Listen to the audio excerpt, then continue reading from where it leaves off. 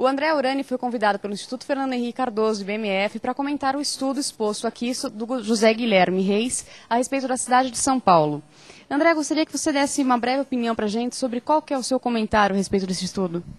Olha, eu acho que é um estudo extremamente importante, que aponta para a necessidade de se debater a questão metropolitana, não só em São Paulo, mas eu diria no Brasil.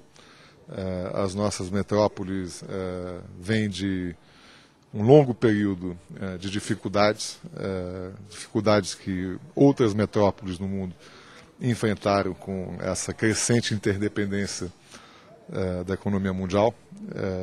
Isso fez com que as metrópoles que eram vanguardistas e que se tornaram metrópoles em função da indústria tivessem que enfrentar o problema da delocalização dessas indústrias e, portanto, da perda das suas vocações originárias, e tiveram que peitar o desafio de se reinventar,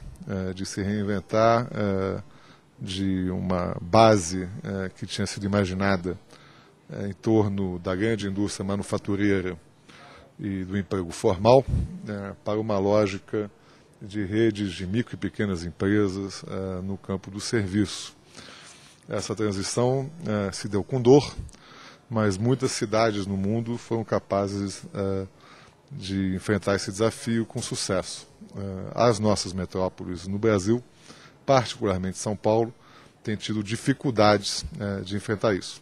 São Paulo tem uma sociedade extremamente dinâmica, tem a capacidade de atrair pessoas dos 4 cantos do Brasil e do mundo extremamente qualificadas para trabalhar em setores de ponta, tem conseguido se destacar numa série de setores interessantes, mas a dinâmica desses setores tem sido insuficiente para gerar oportunidades para a grande massa que vive aqui. Essa é uma das maiores metrópoles do mundo.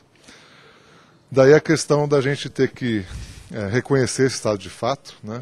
São Paulo não tem conseguido registrar os mesmos resultados positivos que o resto do país registrou em termos de redução da pobreza, especialmente ao longo da última década e meia, desde o Plano Real, né?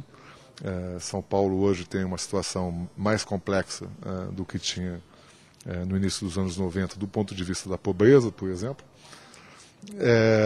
E isso, inclusive, tem atrapalhado o resto do Brasil. Acho que isso é uma coisa importante. Quer dizer, essa dificuldade de São Paulo perceber os ganhos desse novo Brasil que está se construindo é algo que tem contribuído para a dificuldade de avançar no campo das reformas, né? O Brasil como um todo, porque aqui, como no Rio de Janeiro, a gente percebe muito os custos dessas transformações mais do que os benefícios.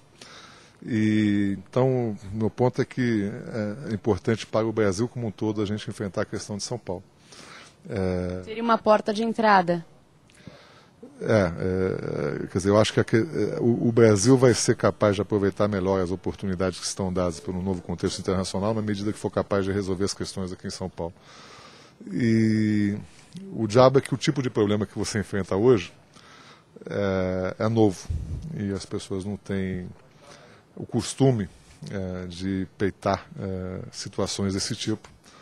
E o que a gente vai ter que fazer, a exemplo do que aconteceu em outros lugares do mundo, é inovar institucionalmente para termos a capacidade de enfrentar esses novos problemas. Então nos faltam ferramentas, né, e imaginação. Eu acho que a questão é que tipo de futuro nós vamos querer para São Paulo. Certamente, parafraseando o Legião Urbana, o futuro não é mais como era antigamente. Ele vai ter que ser repensado. O futuro da região metropolitana de São Paulo não é no automóvel, por exemplo, não é na indústria automobilística que está na origem da conformação dessa região metropolitana enquanto tal. Então a gente vai ter que pensar com novos olhos, e isso quer dizer uma série de coisas. Novas instituições, eu acho que tem que enterrar de vez a velha ideia de que São Paulo não pode parar de crescer. Eu acho que São Paulo vai ter que encolher. E eu acho que o futuro de São Paulo tem que ser pensado não só dentro de São Paulo, mas no âmbito de uma megalópole mais ampla, que certamente compreende o Rio de Janeiro, e eu diria até mais, ela vai lá de Campinas e se estende pelo Vale do Paraíba até o Rio de Janeiro e continua em direção a Campos. Eu acho que nós vamos ter que repensar o território e redefinir o território. Tem bastante chão, mas tem esperança. Ah, sim, certamente, sempre tem esperança. Muito obrigada pela sua entrevista. Nada.